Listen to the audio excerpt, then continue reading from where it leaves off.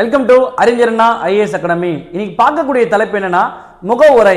இந்திய அரசியலமைப்பிலேயே மிகவும் முக்கியமான பகுதியாக எது இருக்கு பார்த்தீங்கன்னா முகவுரை அப்படின்னு சொல்லிட்டு ஒரு பகுதி இருக்கும். இந்த முகவுரையை எப்படி கொண்டாந்தாங்க, எது மாதிரி கொண்டாந்தாங்க, இந்த முகவுரை வரும்போது அதில் என்ன மாதிரி பிரச்சனைலாம் இருந்துச்சு, இது யார் கொண்டாந்தாங்க, இது கொண்டு வந்து எந்த மாதிரி கேசஸ்லாம் பார்த்தீங்கன்னா கொண்டிருக்கு, இன்னைக்கு நம்ம முகவரியை எப்படி ஏற்று இருக்கோம், இந்த முகவரியை எத்தனை முறை பார்த்தீங்கன்னா திருத்திருக்காங்க, அது மட்டும் இல்லாமல் இந்த முகவரியை பற்றி அறிஞர்கள் பலர் கூற்று தெரிவிச்சிருக்காங்க. இந்த கூற்றுகள்லாம் நம்ம பார்த்துட்டாலே நமக்கு பார்த்தீங்கன்னா இந்த இந்த பாடத்திட்டத்தின் அடிப்படையில் கேட்கக்கூடிய கேள்விகளை நம்ம எளிமையாக அடிக்கிற மாதிரி இருக்கும். ஃபர்ஸ்ட் இந்த முகவுரை. இந்த முகவுரைக்கு முன்னாடி ஒரு செக்மெண்ட் பார்க்கும்போது நமக்கு இந்திய அரசியல் நிர்ணய சபை அப்படின்னு சொல்லிட்டு நம்ம போன வகுப்புல உங்களுக்கு நடத்திருப்பாங்க.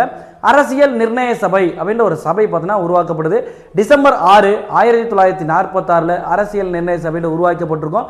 அந்த அரசியல் நிர்ணய சபை அடுத்தது என்ன பண்றாங்கன்னா முதல் கூட்டம் டிசம்பர் 9 பார்த்தீங்கன்னா டாக்டர் சச்சிதானந்த சின்ஹா அவர் தலைமையில் முதல் கூட்டம் நடக்குது. அந்த கூட்டத்தின் அடிப்படையில் ஒரு நிரந்தர தலைவரை தேர்ந்தெடுக்கணும்னு சொல்லிட்டு டிசம்பர் 11 ஒரு நிரந்தர தலைவராக யார் தேர்ந்தெடுக்கிறாங்க, டாக்டர் ராஜேந்திர பிரசாத் தேர்ந்தெடுக்கிறாங்க. துணைத் தலைவராக பார்த்தீங்கன்னா HC முகர்ஜி, VT கிருஷ்ணமாச்சாரியை தேர்ந்தெடுத்திருப்பாங்க. அதுவே உள்ள ஆலோசகராக யாரை தேர்ந்தெடுத்திருப்பாங்கன்னா நம்முடைய BN ராவ் அவங்களை தேர்ந்தெடுத்திருப்பாங்க. இவங்களாம் தேர்ந்தெடுத்து ஒரு முடிவு எடுக்கிறாங்க. என்ன முடிவு எடுக்கிறாங்கன்னா நம்ம இந்திய அரசியலமைப்பை நம்ம உருவாக்கணும்னு சொல்லிட்டு முடிவு பண்ணிட்டோம். அப்போ நம்ம இந்திய அரசியலமைப்பை உருவாக்கணும்னா அந்த இந்திய அரசியலமைப்பு புத்தகத்தில் என்ன மாதிரி கண்டென்ட்லாம் நம்ம வைக்க போகிறோம், இந்த இந்திய அரசியலமைப்பு புத்தகத்தில் எப்படி நம்ம வடிவமைக்க போகிறோம் அப்படின்னு சொல்லிட்டு ஒரு செக்மெண்ட்டை உருவாக்குறாங்க. அப்படி செக்மெண்ட்டை உருவாக்கப்படும் போது அந்த டைம் என்ன பண்ணுறாங்க, இந்த விஷயத்தை நமக்கு அடுத்த வருஷம், அதாவது நமக்கு 1947 ஆகஸ்ட் 15 பார்த்தீங்கன்னா சுதந்திரம் தந்துட போகிறாங்க. இப்போ 48 முன்னாடி சொல்லியிருப்பாங்க நமக்கு சில நாட்கள்லேயே சுதந்திரம் தரப்போறோம்னு சொல்லிட்டு தகவல் வந்தோடனே அப்போ நம்ம சுதந்திரம் பெறணும் அப்படின்னு சொல்லிட்டு சுதந்திரம் பெறணும்னா அதுக்கு முன்னாடி நம்ம அரசியலமைப்பு நிர்ணய சபையை, அதாவது நம்ம ஒரு அரசியல் அந்த சபை, அது அரசியலமைப்பு சட்டத்தை நம்ம பார்த்தோன்னா இயற்றிடணும் அப்படின்னு சொல்லிட்டு நம்ம பிளான் பண்ணி பண்ணுறாங்க. அப்போ அந்த டைம் யோசிக்கும் போது அந்த மக்கள்லாம் என்ன யோசிக்கிறாங்க, இது நமக்கு ஒரு சட்டுன்னு முடிக்கணும்னா டக்குன்னு என்ன பண்ணணும், ஏற்கனவே பல திட்டங்கள் பல நாடுகளில் பார்த்தீங்கன்னா சிறப்பாக செயல்பட்டு இருக்கும். அப்போ அந்த நாடுகளிலிருந்து நம்ம என்ன பண்ணலாம், எந்தெந்த நாடுகள் இருக்குது நல்ல நல்ல திட்டங்களோ அந்த திட்டங்களை மொத்தத்தையும் நம்ம எடுத்தாந்துடலாம். அதை எடுத்தாந்து நம்ம ஒரு மொத்த ஒரு குழுவாக தொகுத்து அதை என்ன பண்ணலாம், அதை நம்ம ஒரு புத்தகமாக ரெடி பண்ணி அதில் இருக்கிற செக்மெண்ட்டை முடிவு பண்ணலாம்னு சொல்லிட்டு ஒரு 23 குழுவாக பார்த்தீங்கன்னா இருக்கிற அரசியல் நிர்ணய சபையில் இருந்த 389 உறுப்பினர்களை வச்சு என்ன பண்ணுறாங்க, ஒரு குழு உருவாக்கி மொத்தமாக டீம் உருவாக்க ஒரு 23 பேர் குழு உருவாக்குறாங்க. இந்த 23 குழுவில் 8 பெரிய குழுக்களாகும் 15 சிறிய குழுக்களாகவும் அந்த குழுக்களை பார்த்தீங்கன்னா பிரிக்குது. இதில் ஒரு முக்கியமான குழு நம்ம பார்க்கும்போது வரைவு குழு அப்படின்ற ஒரு குழு பார்த்தீங்கன்னா டாக்டர் அம்பேத்கர் தலைமையில் இருக்கும். அப்போ இந்த வரைவு குழுவோட வேலை என்ன அப்படின்னு பார்க்கும்போது இவங்க பல நாடுகளிலிருந்து தொகுத்து தராங்க பார்த்தீங்களா, அது மொத்தத்தையும் வாங்கிட்டு இது நம்ம நாடுகளுக்கு பொருந்தும், இது நம்ம நாடுகளுக்கு பொருந்தாது அப்படின்னு ஒரு விஷயத்தை பார்க்குற மாதிரி இருக்கும். இது எல்லாமே எங்கே பேச போகிறாங்கன்னா டிசம்பர் 11 நடந்த கூட்டத்தில் பேசப்படுது. அப்போ டிசம்பர் 13 பார்த்தீங்கன்னா 3வது கூட்டம் பார்த்தீங்கன்னா கூட்டுறாங்க. அப்போ நேரு ஒரு சில விஷயத்தை முன்வைக்கிறார். நமக்கு இந்திய அரசியலமைப்பு, அதாவது இந்திய அரசியலமைப்பு எழுதப்பட்ட அரசியலமைப்பு கொண்ட ஒரு நாடு, முதல்ல எழுதப்பட்ட நாடு எதுன்னு பார்த்தீங்கன்னா அமெரிக்க அரசியலமைப்புன்னு சொல்லிட்டு பார்த்துருவோம். இந்த அமெரிக்க அரசியலமைப்பில் எப்போ முதல்ல அரசியலமைப்பு கொண்டாந்தாங்க அப்படின்னு பார்க்கும்போது 1788 கொண்டு வந்து 1789 இந்திய அரசியலமைப்பு நடைமுறைப்படுத்தப்பட்டிருக்குன்னு சொல்லிட்டு சொல்லியிருப்பாங்க. அப்பே கொண்டாந்துட்டாங்க. அப்போ அதை நம்ம ஒரு ரோல் மாடலாக எடுத்துக்கலாம். அப்போ அந்த அரசியலமைப்பில் என்ன பண்ணலாம், முகவுரை அப்படின்ற ஒரு பேஜ் இருக்கு, நம்ம அந்த அமெரிக்க அரசியலமைப்பில் இருக்கிறது நம்ம என்ன பண்ணலாம் எடுத்துக்கலாம் அப்படின்னு சொல்லிட்டு அமெரிக்க அரசியலமைப்பிலிருந்து என்ன பண்ணுறாங்க, நமக்கு முகவுரைன்ற ஒரு பார்ட்டு பார்த்தோன்னா எடுக்கிறாங்க. அப்போ இந்த முகவுரை பார்ட்டு எடுத்துகிட்டு வந்தால் உடனே ஏற்றுப்பாங்களா அப்படின்னா ஏற்றுக்க மாட்டாங்க. அப்போ டிசம்பர் 13, 1946 இந்த முகவுரைக்கு ஃபர்ஸ்ட் என்ன பேர் வைக்கிறாருன்னா நேரு குறிக்கோள் தீர்மானம் அப்படின்ற ஒரு தீர்மானத்தை பார்த்தோன்னா முன் வைக்கிறாரு. அந்த தீர்மானம் பல நாள் பார்த்தீங்கன்னா, ஏன்னா எந்த ஒரு விஷயத்தை எடுத்து வந்த உடனே ஏற்றுக்க மாட்டாங்க. ஏன்னா அந்த குழுக்கள் இருக்குது, அந்த குழுக்கள் முன்னிலையில் அதை பற்றி பேசணும். அப்போ குழுக்கள் முன்னாடி வச்சு பேசும்போது அந்த குழுனா சொல்கிறாங்க இதில் இந்த விஷயத்தை பண்ணணும், இந்த விஷயத்தை சேர்க்கணும், இது மாதிரி ஒரு கட்டமைப்பு உருவாக்கணும் அப்படின்னு சொல்லிட்டு பல விஷயங்களை பார்த்தா தொடர்ச்சியாக சொல்லிட்டே இருக்காங்க. அப்போ அந்த விஷயங்கள்லாம் உள்வாங்கிட்டு இப்படி தான் ஒரு ஸ்ட்ரக்சர் இருக்கணும் அப்படின்னு சொல்லிட்டு ஜனவரி 22, 1947 முகவுரை என்பது பார்த்தீங்கன்னா ஏற்றுக்கொள்ளப்பட்டது அப்படின்னு சொல்லிட்டு சொல்லுவாங்க. அப்போ முகவுரைன்றது ஒரு செக்மெண்ட்டை அதாவது நடைமுறைப்பட்டது ஃபுல்லாக பார்த்தீங்கன்னா முகவரைன்னு ஒன்று பண்ணலாம் அப்படின்னு சொல்லிட்டு பிளான் பண்ணி சொல்லிட்டாங்க. அப்போ இந்த முகவுரைன்றது பார்த்தீங்கன்னா வந்து எந்த மொழியிலிருந்து எடுக்கப்பட்டது அப்படின்னு சொல்லிட்டு கேட்பாங்க. எந்த மொழி, எந்த நாடு அப்படின்னு சொல்லிட்டு பார்க்கும்போது அமெரிக்காவிலிருந்து பார்த்தீங்கன்னா எடுத்திருக்காங்கன்னு சொல்கிறாங்க. அதுவே எந்த மொழியிலிருந்து எடுக்கப்பட்டது அப்படின்னு சொல்லிட்டு பார்க்கும்போது ஆஸ்திரேலியா மொழியிலிருந்து எடுக்கப்பட்டதுன்னு சொல்லிட்டு சில தகவல் இருக்கும். அது மட்டும் இல்லாமல் தொடர்ச்சியாக பார்த்தீங்கன்னா இது வரும்போதே பல்வேறு தடைகளை தாண்டி தான் வந்து வருது. இது எத்தனை முறை திருத்தினாங்க, இதுக்குள்ள ஒரு சட்ட திருத்தங்கள் என்ன அப்படின்ற ஒரு விஷயம்லாம் ஒரு டீட்டெயிலாக பார்த்தோன்னா நம்ம இந்த விஷயத்தில் பார்த்தோம்னா இது பார்க்கும்போது உங்களுக்கு என்னென்னா கண்டிப்பாக பார்த்தோன்னா ஒரு கொஸ்டின், ஏன்னா இன்றைக்கி கொஸ்டினோட ட்ரெண்டு இப்போ வேறு மாதிரி மாறிடுச்சு. ஏன்னா நம்ம எல்லா பகுதியிலும் நம்ம தெரிஞ்சிருக்கணும், எல்லா விஷயமும் நம்ம தெரிஞ்சிருக்கணுன்ற மாதிரி இருக்குது. அப்போ அதுக்கேற்ற மாதிரி நம்ம என்ன பண்ணணும்னா நம்மளை தயார்படுத்திக்கணும். அப்போ அதுக்கேற்ற மாதிரி தயார் பண்ணணும்னா ஒரு பார்ட்டை நம்ம எடுத்துட்டோம்னா அதில் A to Z ஃபிங்கர் டிப்பில் எப்படி கேள்வி கேட்டாலுமே நம்ம அடிக்கிற மாதிரி இருக்கும். அதனால தான் உங்களுக்கு நம்ம சிலபஸே பார்த்தோன்னா ஸ்பிளிட்டாக பிரித்து சின்ன சின்ன தலைப்புகளில் ப்ரீஃபாக பார்த்தோன்னா உங்களுக்கு நடத்தி கொடுத்துருவோம். சரி, ரைட், நம்ம சப்ஜெக்ட்குள்ளே போயிடலாம். நம்ம பார்க்கும்போது வந்து முகவுரை, இந்த முகவுரையை பொறுத்த வரைக்கும் ஒரு இந்திய அரசியலமைப்பு அப்படின்ற ஒரு இந்திய அரசியலமைப்பு ஒரு புத்தகம் அப்படின்னு சொல்லிட்டு நம்ம உருவாக்குறோன்னா அது எதன் அடிப்படையில் இருக்கணும், முகவுரை கொண்டு தான் பார்த்தோன்னா வந்து தொடரும். ஃபர்ஸ்ட் பேஜ் என்ன இருக்கும், முகவுரை அப்படின்றதா இருக்கும். இது பார்த்தோன்னா முகவுரை என்பது என்னன்னா இயற்றப்பட்ட சட்டத்தை அறிமுகம் செய்த வைக்கும் ஒரு பகுதியாகும். அதை நம்ம சொன்னது தான். ஏற்கனவே அந்த சட்டம், அதாவது ஒரு புத்தகத்தில் ஒரு கதை இருக்குன்னா அந்த கதையில் என்ன பண்ணுவாங்க, அந்த கதையோட தலைப்பத்தை அது முன்னாடி வச்சுட்டு இது உள்ளே இருக்குது அப்படின்னு சொல்லிட்டு சொல்கிறாங்களா, அந்த இயற்றப்பட்ட சட்டத்தை அறிமுகம் செய்து வைக்கிறோம், அடிப்படை உரிமைகள் இது எங்கேருந்து எங்கே இருக்குது அப்படின்ற விஷயத்தை ஃபுல்லாக சொல்கிறது எது, இதெல்லாம் பார்த்தோன்னா வந்து முகவுரையில் இருக்குது. அரசியலமைப்பின் சுருக்கம் அல்லது சாராம்சம் அப்படின்னு சொல்லுவாங்க. அந்த புத்தகத்தில் மொத்தம் என்னென்ன விஷயங்கள்லாம் இருக்குது அப்படின்னு சொல்லிட்டு மொத்தத்தையும் பார்க்கக்கூடிய ஒரு பகுதியாக தான் என்ன இருக்கும், சுருக்கம் அல்லது சாராம்சம் சொல்லிட்டு முகவுரையை சொல்லுவாங்க. அது மட்டும் இல்லாமல் இது என்ன சொல்லுவாங்கன்னா அரசியலமைப்போட நுழைவாயில், திறவுகோல். ஏன்னா அரசியலமைப்பில் உள்ள என்ன தகவல் இருக்குன்னு சொல்லிட்டு எதுதான் சொல்லுது, இந்த விஷயம் தான் சொல்லுது. அது மட்டும் இல்லாமல் இது ஒரு மதிப்புடைய பகுதியாக கருதப்படுதுன்னு சொல்லுவாங்க. இதை வந்து இதை நான் ஏற்கனவே சொன்ன மாதிரி தான் இந்த அரசியலமைப்பு எங்கிருந்து எடுக்கப்பட்டது. இப்போ முதல்ல இந்த அரசியலமைப்பு பகுதின்றது முதல் எழுதப்பட்டது எதுன்னு சொன்னோன்னா அமெரிக்க அரசியலமைப்பு தான். எந்த வருஷம் பார்த்தோன்னா எடுத்து வந்தாங்க, 1788 கொண்டாந்து 1789 நடைமுறைப்படுத்திருப்பாங்க. அப்போ ஒரு சக்ஸஸ்ஃபுல்லாக பார்த்தோன்னா அது ஒரு மாடலாக இருக்குது. அப்போ அந்த சக்ஸஸ்ஃபுல் மாடல் வந்து என்ன பண்ணுறாங்க, நமக்கு இந்த முகவுரைன்ற ஒரு பார்ட் பார்த்தோன்னா வந்து எடுத்துக்கிறாங்க. அது மட்டும் இல்லாமல் இந்த முகவுரையோட மொழி, அந்த முகவுரை பார்த்தோன்னா முகவுரையில் உள்ள மொழி பார்த்தோன்னா எந்த மொழியை வந்து பின்பற்றிருக்காங்க அப்படின்னு பார்க்கும்போது ஆஸ்திரேலிய அரசியலமைப்பிலிருந்து தான் இந்த மொழியை பார்த்தோன்னா வந்து பின்பற்றிருக்காங்க, அதாவது பெறப்பட்டது அப்படின்னு சொல்லிட்டு சொல்லுவாங்க. அது மட்டும் இல்லாமல் இந்த முகவுரைன்றது என்னன்னா முழுக்க வந்து மக்கள்கிட்ட தான் வந்து அதிகாரம் பெறப்படுகிறது, மக்கள் தான் அதிகாரம், மக்களே அதிகாரத்தின் தோற்றுவாயாக இருக்குது அப்படின்னு சொல்லிட்டு பார்த்தோன்னா சொல்லுவாங்க. அது மட்டும் இல்லாமல் இந்தியா அரசியலமைப்பின் பக்கங்களுடன் முகப்புரையின் பக்கத்தையும், அதாவது இந்த அரசியலமைப்பு பக்கத்தையும் இந்த முகப்புரையின் பக்கத்தை எழுதுது யாருன்னு சொல்லிட்டு பார்த்தோன்னா வந்து பிரேம் மிகாரி நரன் ரைசடான்னு சொல்லிட்டு ஒருத்தருப்பாரு, பிளஸ் பெஹர் நகரிகர் சின்ஹா மற்றும் நந்தலால் போஸ், இவங்க ரெண்டு பேர் என்ன பண்ணிருக்காங்க, இந்த முகவரியை பார்த்தோன்னா வந்து அழகாக பார்த்தோன்னா வடிவமைச்சு கொடுத்துருக்காங்க. இந்த முகவரை எப்போது ஏற்றுக்கொள்ளப்பட்டது, அதாவது நமக்கு முகவரை பொறுத்தவரைக்கும் எப்போ ஏற்றுக்கொள்ளப்பட்டதுன்னா ஜனவரி 22, 1947 ஏற்றுக்கொள்ளப்பட்டிருக்கும். நமக்கு இந்திய அரசியலமைப்பு சட்டம் எப்போ ஏற்றுக்கொண்டாங்க அப்படின்னு சொல்லிட்டு பார்க்கும்போது எப்போ ஏற்றினாங்க, ஜனவரி 26, 1949 இந்திய அரசியலமைப்பு சட்டம் ஏற்றுக்கொள்ளப்பட்டது அப்படி சொல்லியிருக்கோம். இது எப்போ நடைமுறைப்படுத்தப்பட்டதுன்னா 1950 ஜனவரி 26 நடைமுறைப்படுத்தப்பட்டதுன்னு சொல்லுவோம். ஆனால் இந்த ஏற்றுக்கொள்ளப்பட்டது அப்படின்ற ஒரு தகவல் இருக்கு பார்த்தீங்களா, அந்த தகவல் இந்திய அரசியலமைப்பு புத்தகத்தில் எந்த இடத்துலையுமே குறிப்பிடலை. அது எங்கே மட்டும் தான் குறிப்பிட்டிருக்காங்கன்னா ஒரே ஒரு இடம், அரசியலமைப்பு அதான் நவம்பர் 26, 1949 ஏற்கப்பட்டிருந்த ஒரு தகவல் முகவரியில் மட்டுமே குறிப்பிடப்பட்டுள்ளது, வேறு எங்கேயுமே பார்த்தோன்னா வந்து குறிப்பிடப்படலை. அதெல்லாம் முகவரை. நம்ம முகவரை அப்படின்னு பார்க்கும்போது முகவரியில் என்ன ஒரு முக்கியமான விஷயம்னா நமக்கு அதில் ஒரு வரிசை வந்து கேட்பாங்க, அந்த வரிசையை மட்டும் நம்ம பார்த்துனோம்.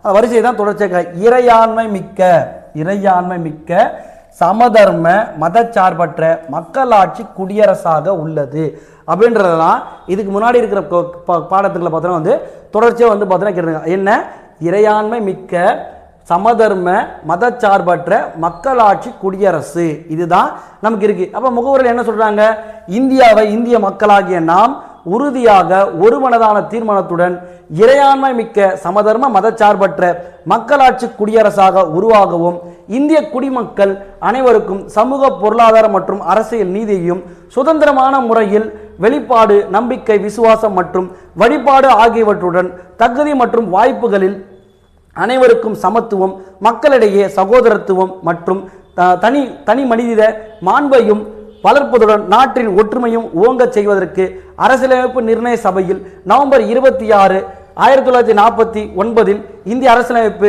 ஏற்றுக்கொள்ளப்பட்டு நமக்கு வழங்கி கொண்டிருக்கிறது அப்படின்ற ஒரு விஷயம் தான் வந்து இங்கே அந்த முகவரியில் பார்த்தீங்கன்னா ஒரு ஃப்ரண்ட் பேஜில் பார்த்தீங்கன்னா முக்கியமாக இருக்கும். இது வந்து ஒரு உறுதிமொழியாகவே பார்த்தீங்கன்னா எடுத்துப்பாங்க. நமக்கு இந்த அரசியலமைப்பு சட்ட தினம் அப்படின்னு சொல்லிட்டு ஒரு தினம் இருக்கும். என்னைக்கு அப்படின்னு சொல்லிட்டு பார்க்கும்போது நவம்பர் 26, 1949 அரசியலமைப்பு சட்ட தினமாக கொண்டாடுறாங்க. சரி, ரைட்டு. இந்த அரசியலமைப்பு சட்ட தினத்தை எந்த ஆண்டு முதல் கொண்டாடுறாங்க அப்படின்னா 1949 கொண்டாடுறாங்களா அப்படின்னா கிடையாது.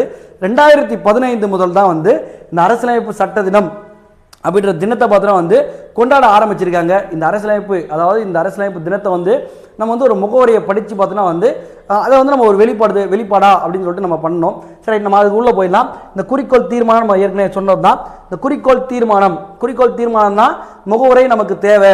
முகவரையில் இந்த மாதிரிலாம் விஷயம் இருக்கும். இந்த மாதிரி விஷயத்தை கொண்டு போகணும்னு சொல்லிட்டு சொல்லியிருப்பாங்க. முகவரை உருவாக்கியது யாரும்போது ஜவஹர்லால் நேரு தான் வந்து முகவரையை வந்து உருவாக்கியிருப்பார். இந்த முகவரையை பார்த்தீங்கன்னா ஜவஹர்லால் நேரு டிசம்பர் 13, 1946, அதாவது நம்முடைய அரசியல் நிர்ணய சபையோட கூட்டம் 3வது கூட்டத்தில் தனது குறிக்கோள் தீர்மானத்தை பார்த்தீங்கன்னா வந்து முன் வைக்கிறார். அப்போ அந்த கொண்டு வராரு. அந்த அரசியல் நிர்ணய சபையால் என்ன பல்வேறு விவாதங்களுக்கு உட்படும். விவாதங்களுக்கு உட்பட்டு ஜனவரி 22, 1947 இந்த முகவரை என்ன பண்ணுறது, ஏற்றுக்கொள்ளப்பட்டது. இதன் அடிப்படையில் என்ன பண்ணுறாங்க, முகவரை அப்படின்ற ஒரு செட்டப்பை பார்த்தீங்கன்னா வந்து அமைச்சிருக்காங்க. அப்புறம் பார்த்தீங்கன்னா வந்து இந்த முகவரை உருவாக்கியாச்சு, தீர்மானம்லாம் போட்டாச்சு. இந்த முகவரையோட முக்கிய நோக்கமாக என்ன இருக்குன்னு பார்க்கும்போது இந்த அரசியலமைப்பு சட்டம் பார்த்தீங்கன்னா அதிகாரத்தின் ஒரு மூல ஆதாரமாக தான் இருக்குது. சிம்பிளாக நம்ம எடுத்துக்கிட்டோம்னா அந்த ஒரு புக்கோட ஃப்ரண்ட் பேஜ் தான் என்ன இருக்குது, மொத்தத்தோட கண்டென்ட் பார்த்தீங்கன்னா வந்து இருக்குது. அது மட்டும் இல்லாமல் இதில் வந்து என்ன மேம்படுத்தலாம், எந்த மாதிரி விஷயத்தை கொண்டாடலாம்னு சொல்லிட்டு பார்த்தீங்கன்னா வந்து இருக்கும். இந்த முகவரை பார்த்தீங்கன்னா வந்து அரசியலமைப்பின் ஒரு பகுதியா, இது வந்து பல விஷயம் நான் ஏற்கனவே சொன்னேன். கேசஸ்லாம் வந்து நிறைய வரும். ஒரு 5 கேசஸ் பார்த்தீங்கன்னா வந்திருக்கு. என்ன கேஸு அப்படின்னு பார்க்கும்போது பெருபாரி வழக்கு அப்படின்னு சொல்லிட்டு ஒரு வழக்கு. இந்திய அரசியலமைப்பை இது ஒரு பகுதியே கிடையாது, அது சும்மா ஒரு பார்ட்டு. அதெல்லாம் நம்ம கண்டுக்க கூடாது, அதை ஃப்ரீயாக விட்டு நம்ம அடுத்த வழியை பார்க்கணும் அப்படின்னு சொல்லிட்டு சொல்லுவாங்க. அப்படின்னா இந்திய அரசியலமைப்போட ஒரு பகுதி இல்லையா, இதை நம்ம திருத்தலாமா, திருத்த முடியாதா, இல்லை பார்த்தோன்னா இந்த விஷயத்தை வந்து மாற்ற முடியுமா, மாற்ற முடியாதா, எப்படி இதை மாற்றணும்னா மாற்ற முடியும், இது எப்போதாவது மாற்றிருக்காங்கன்னா மாற்றிருக்காங்க. எங்கே மாற்றிருக்காங்க ஃபஸ்ட்டு பார்க்கும்போது பெருபாரி வழக்கு அப்படின்ற ஒரு வழக்கு 1960 பார்த்தோன்னா நடக்குது. இந்த பெருபாரி வழக்கு என்ன நடக்குன்னா, முகவரை அரசியலமைப்பின் ஒரு பகுதியே கிடையாது.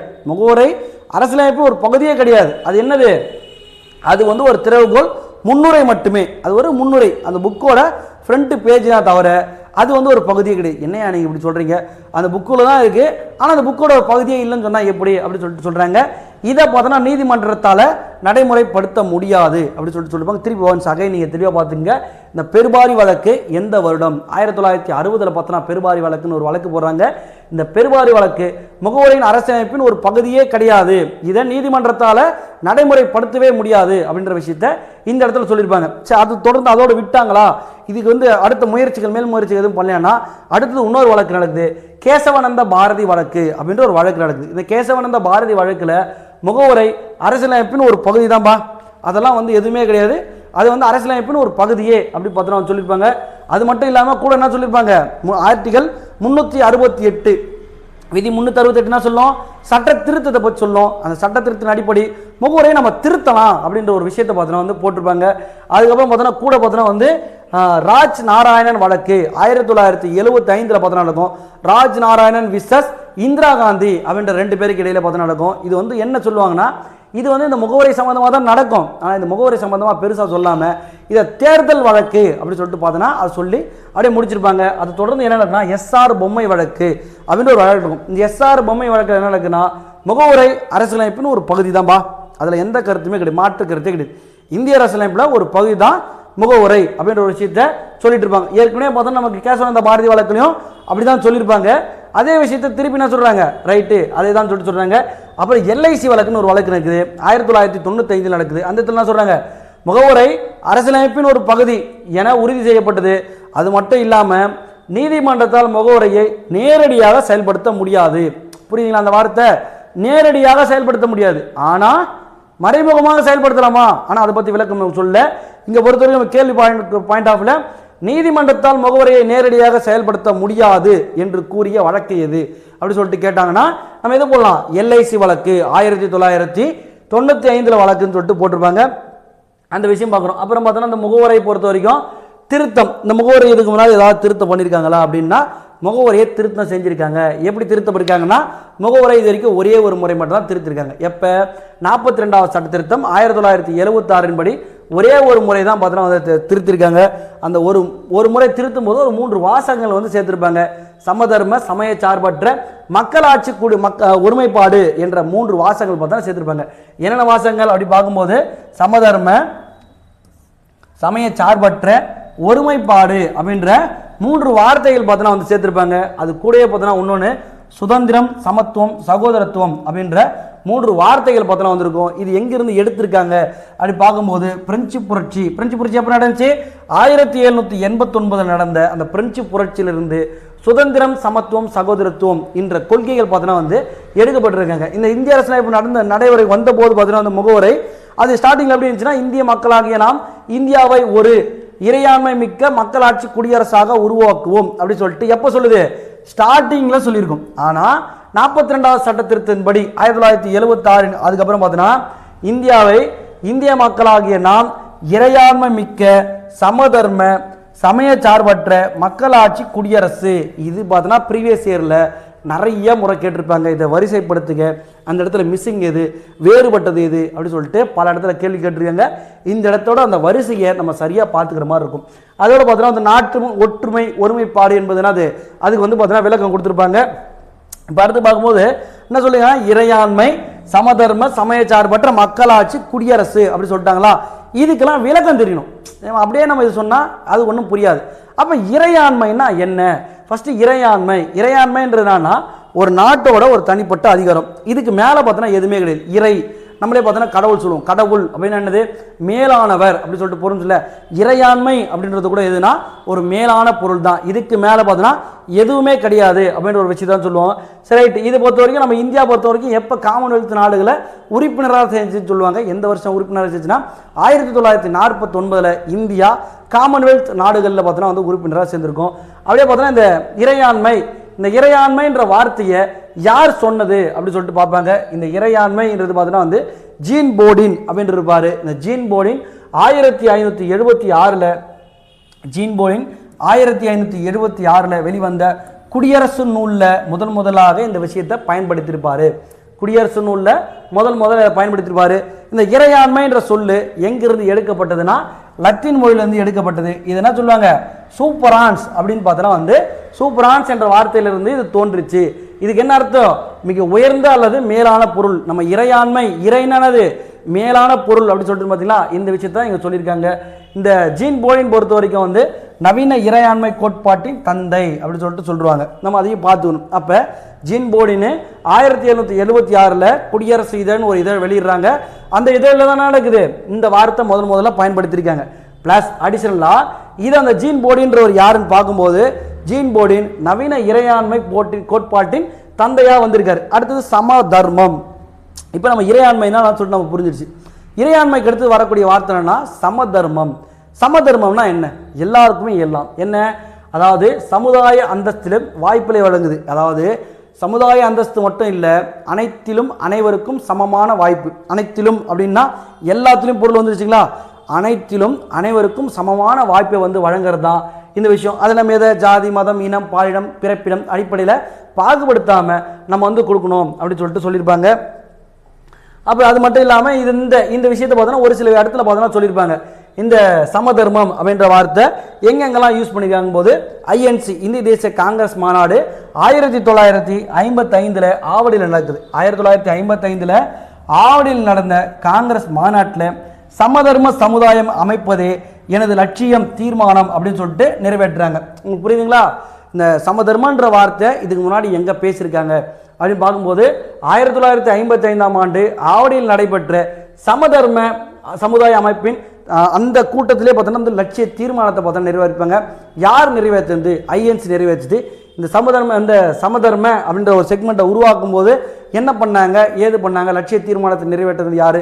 இதெல்லாம் பார்த்தோன்னா நம்மளுக்கு கொஸ்டினாக வந்து கேட்கலாம். அது மட்டும் இல்லாமல் 42வது சட்ட திருத்தம் 1976 படி என்ன பண்ணிட்டாங்க இதை வந்து முகவரில் சேர்க்கப்பட்டு சொல்லாச்சு. முகவரை எத்தனை முறை திருத்திருக்காங்க அப்படின் போது முகவரை ஒரே ஒரு முறை தான் திருத்திருக்காங்க. எந்த வருஷம் திருத்தினாங்க?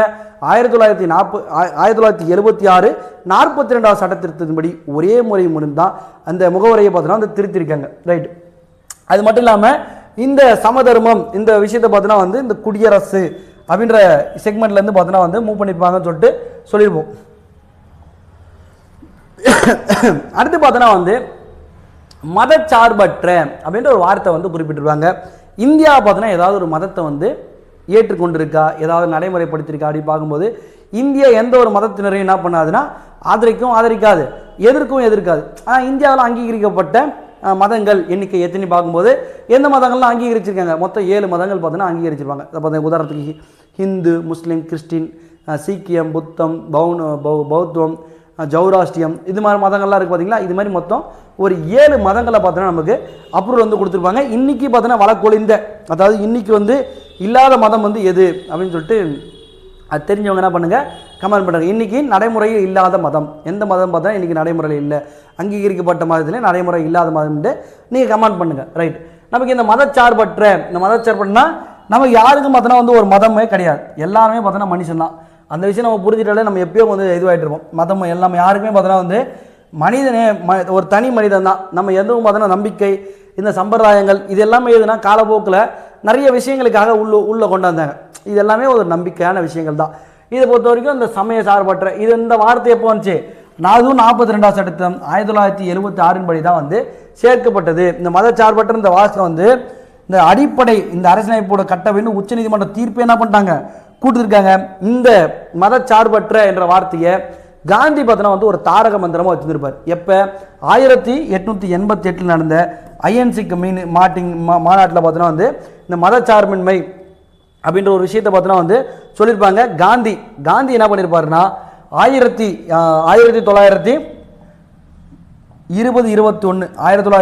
மற்றும் 21 என்ன நடந்துச்சு, கிலாபாத் இயக்கம் அப்படின்ற ஒரு இயக்கம் நடந்திருக்கும். அந்த உலகப் போரில் பார்த்தோன்னா வந்து இங்கே துருக்கி கலிபா பார்த்தோன்னா வந்து இது பண்ணியிருப்பாங்க. அப்போது அவர் பதவி வந்து இறக்கணுன்னே அந்த டைமில் இருந்த நம்முடைய முஸ்லீம் சகோதரர்களுக்காக என்ன பண்ணியிருப்பார் காந்தி பார்த்தோன்னா ஆதரவு தெரிவித்து ஒரு கிலாபாத் இயக்கம் அப்படின்ற ஒரு இயக்கத்துக்கு பார்த்தோன்னா ஆதரவு தெரிவிச்சிருப்பார். அந்த டைமில் என்ன பண்ணியிருப்பாங்கன்னா இது மதச்சார்பின்மை அப்படின்ற ஒரு விஷயத்தை வந்து காந்தி பார்த்தோன்னா வந்து தாரக மந்திரமாக இருப்பாங்க. அப்போ காந்தி இதை தாரக மந்திரம் வச்சுருக்காங்க. ஐஎன்சி இது எப்போ அறிமுகம் செஞ்சு பார்க்கும்போது 1888 இந்திய தேசிய காங்கிரஸ் வந்து மதச்சார்பின்மை அப்படின்ற ஒரு விஷயத்தை பார்த்தோன்னா அறிமுகம் செய்திருக்கு அப்படின்னு சொல்லிட்டு சொல்கிறான். சரிங்களா. அதுக்கப்புறம் மக்களாட்சின்னா என்னங்க, மக்களால் மக்களுக்காக செய்யப்படும் ஆட்சியே மக்களாட்சி. சரி, இந்த மக்களாட்சி எங்கிருந்து பிறந்துச்சு, இந்த மக்களாட்சிக்கு ஒரு எங்கிருந்து எடுக்கப்பட்டது அப்படின்னு பார்க்கும்போது மக்களாட்சி எங்கிருந்து எடுத்துருக்காங்க, மக்களாட்சியின் பிறப்பிடம் எங்கே தான், கிரேக்கம் தான் மக்களாட்சியோட பிறப்பிடம். அதாவது டெமோஸ் கிரேட்டசி அப்படின்னு சொல்லிட்டு பார்த்தோன்னா இந்த வார்த்தையை சொல்லுவாங்க. டெமோஸ் என்றால் மக்கள், கிரேட்டசி என்றால் பார்த்தோன்னா ஆட்சி, மக்களுக்காக நடத்தும் ஆட்சியே மக்களாட்சி. அது இருக்கும். இந்த ஒரு தினம் வந்து கொண்டாடுறாங்க, உலக மக்களாட்சி தினம் அப்படின்னு ஒரு தினம் இருக்கும்.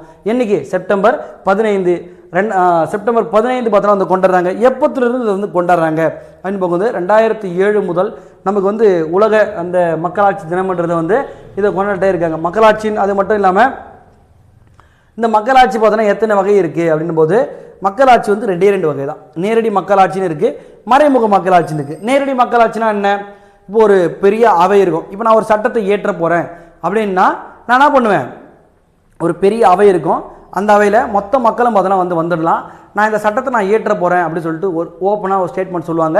அதுக்கு மக்கள் நேரடியாக வந்து வாக்களிப்பாங்க. அப்போ அது நேரடி மக்களாட்சி. அதே மறைமுக மக்களாட்சி அப்படின்னா நேரடியாக மக்கள் வரமாட்டாங்க, ஆனால் மக்களால் தேர்ந்தெடுக்கப்பட்ட பிரதிநிதிகள் இருக்காங்க பார்த்தீங்களா, அவங்க மூலியமாக பார்த்தோன்னா வந்து ஓட்டு போட்டு அதை வந்து பார்த்தோன்னா அந்த சட்டத்தை வந்து ஏற்றுவாங்க. இது மறைமுக மக்களாட்சி. புரியுதுங்களா. நேரடி மக்களாட்சினா நேரடியாக மக்களே சொல்லுவாங்க. மறைமுக மக்களாட்சியின் போது நம்ம மக்களால் தேர்ந்தெடுக்கப்பட்ட பிரதிநிதிகள் மூலமாக அந்த விஷயத்தை கொண்டு போயிருப்பாங்க, அந்த ஒரு செக்மெண்ட்டாக சொல்லுவாங்க. இதை பொறுத்த வரைக்கும் நேரடி மக்களாட்சிக்கு எடுத்துக்காட்டு எதாக இருக்குன்னா சுவிட்சர்லாந்துன்னு இருக்கும். மறைமுக மக்களாட்சிக்கு எடுத்துக்காட்டு எதுவாக இருக்குன்னு பார்த்தோன்னா வந்து நிறைய நாடுகள் இருக்குது. நம்ம இந்தியா இங்கிலாந்துலாம் ஒரு மறைமுக மக்களாட்சிக்கு எடுத்துக்காட்டாக தான் இருக்கும். ரைட்டு. அதுக்கப்புறம் பார்த்தோன்னா வந்து இந்த குடியரசு அப்படின்னு சொல்லிட்டு ஒரு வார்த்தை இருக்கும். மக்களாட்சி முடிச்சு மக்களாட்சிக்கு அப்புறம் அது குடியரசுன்றது என்னன்னா, நான் மொத்த அதிகாரத்தை யார்கிட்ட கொடுக்கல, ஒருத்தர்கிட்ட நான் குவிச்சு வைக்கல.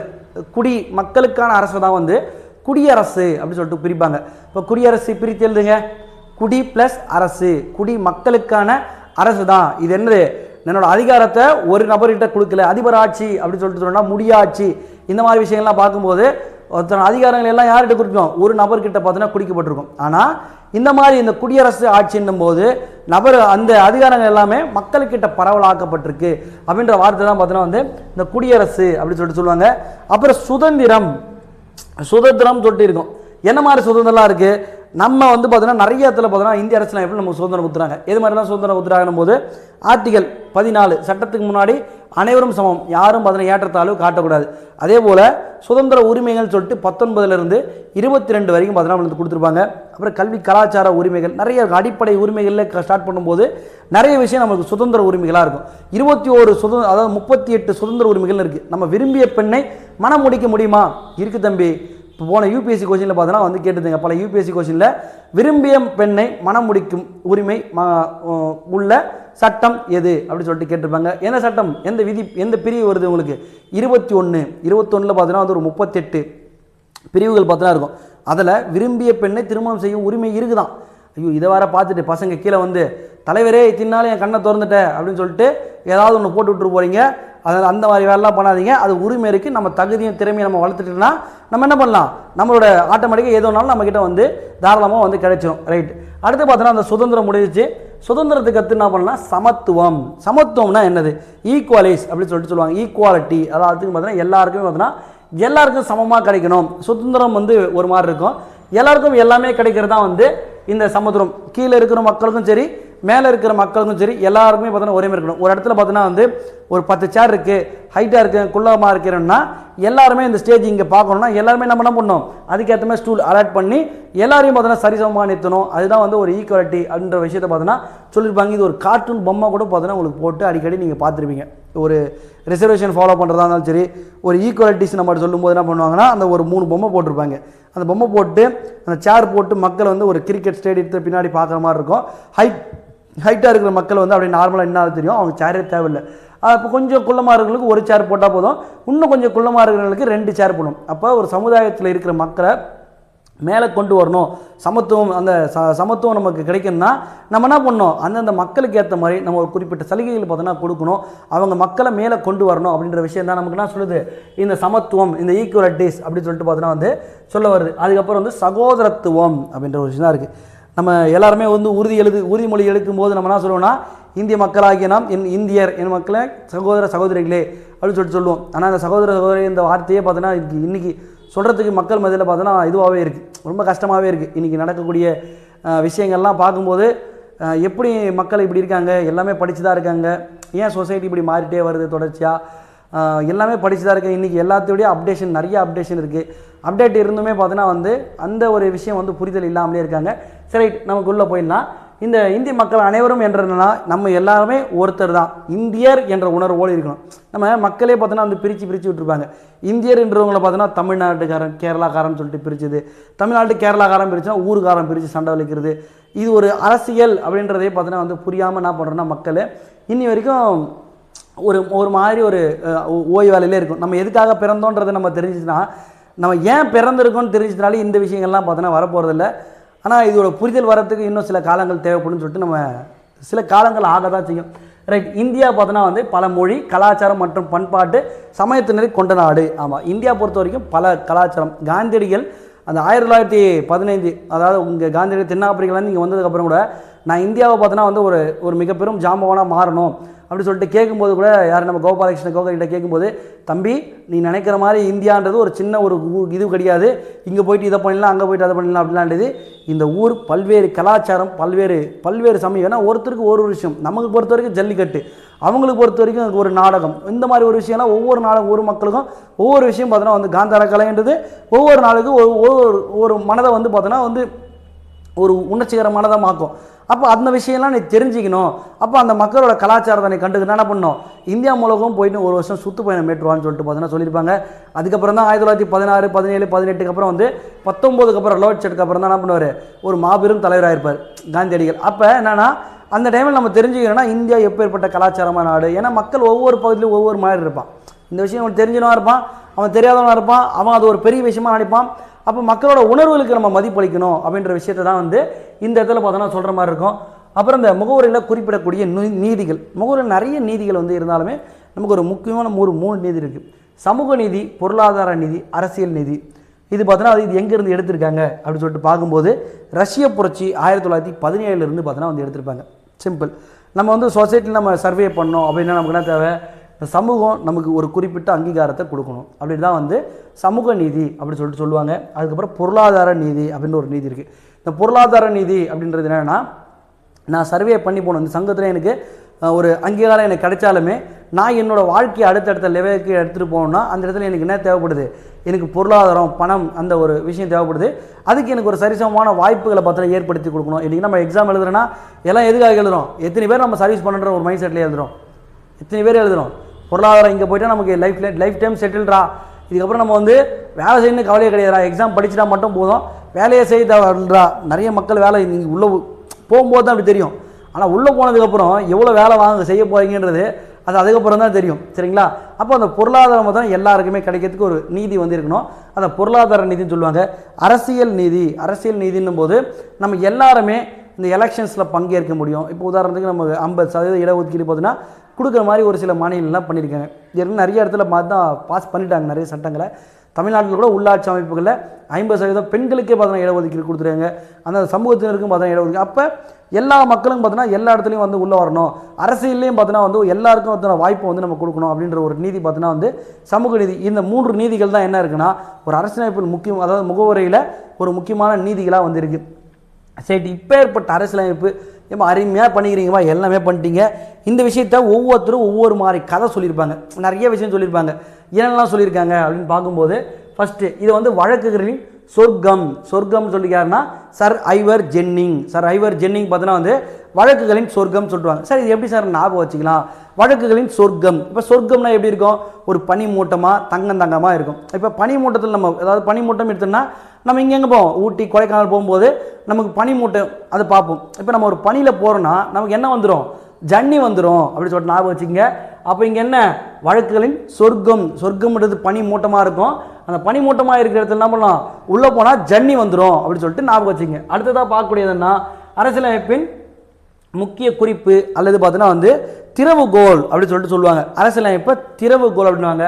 திறவுகோல் எர்னஸ்ட் பார்க்னர் அப்படின்னு சொல்லிட்டு இருப்பாங்க. திறவுகோல் அப்படின்னு என்னது, ஒரு விஷயத்தை நம்ம திறந்தா நம்ம என்ன பண்ணுவோம், பார்ப்போம் அப்படின்னா அது பார்க்னர் அப்படின்ற ஒரு அர்த்தமாக இருக்கும். அப்போ எர்னஸ்ட் பார்க்னர்ன்றது அந்த அரசியலமைப்பை திறந்தா பார்க்குறோம் அப்படின்னு சொல்லிட்டு இருக்கும்.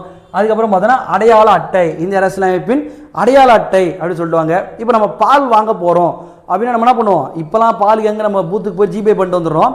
இதுக்கு முன்னாடி இருக்கிற காலத்தில் எப்படின்னா அட்டை போடுவாங்க, அட்டை போட்டு குறிச்சிட்டே வருவாங்க. அப்போ பால் அதாவது பால்கி வாலா அப்படின்வாங்க. இந்திய அரசியலமைப்பின் அடையாள அட்டை வந்தால் பால் வாங்கிறதுக்கு அட்டை எடுத்துகிட்டு போவோம். அப்போ அது யார், பால்கி வாலா அப்படின்னு சொல்லுவாங்க.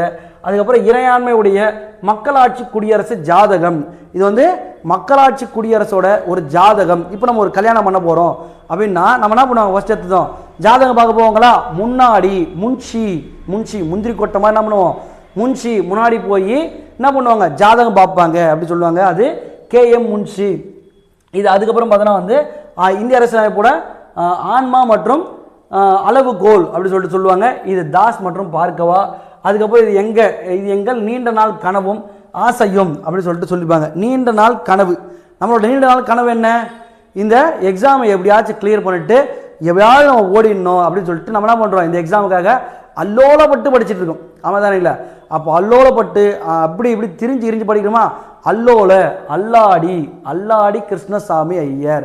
என்னது, நமக்கு ஒரு நீண்ட நாள் கனவும் ஆசையும் அப்படின்னு வந்துருச்சுன்னா, நீண்ட நாள் கனவும் ஆசை என்னது, நம்ம எக்ஸாம் கிளியர் பண்ணணும். அதுக்கு நான் அல்லோல போடுறோமா, இங்கே அல்லாடி கிருஷ்ணசாமி.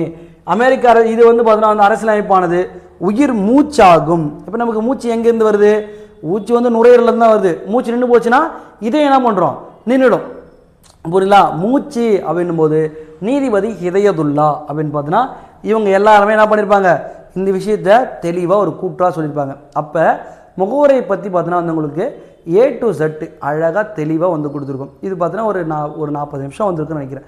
அப்போ ஒரு 40 நிமிஷம் வீடியோவில் நீங்கள் அதை பார்த்துட்டிங்கன்னா கிளியர் கட்டாக என்ன பண்ணலாம், முகவுரை சம்மந்தமாக எந்த கேள்வி கேட்டாலும் எந்த தேர்வில் கேட்டாலும் ஈஸியாக போட்டலாம். குரூப் 1 மெயின்ஸுக்கே கேட்டாலும் இந்த கண்டென்ட்டை நீ உட்காந்து அழகாக எழுதுனா அதுவே போதுமான தகவலாக இருக்கும். என்ன கூட அடிஷனலாக கரண்ட் அஃபேர்ஸ்னு ஒன்று பார்க்க வேண்டியதாக இருக்கும். அது நம்ம இனி வரும் காலங்களில் உங்களுக்கு நான் அதை அப்டேட் பண்ணி உங்களுக்கு நான் நோட்ஸாக வந்து கொடுத்துருவேன். நான் ஃபாலோ பண்ணிக்கலாம். நீங்கள் அது மட்டும் இல்லாமல் நீங்கள் இது மாதிரி தகவல்களை தொடர்ந்து பெறணும்னா நம்ம என்ன பண்ணுங்கள், நம்மளோட சேனலில் சப்ஸ்கிரைப் பண்ணிக்கோங்க. தேங்க்யூ.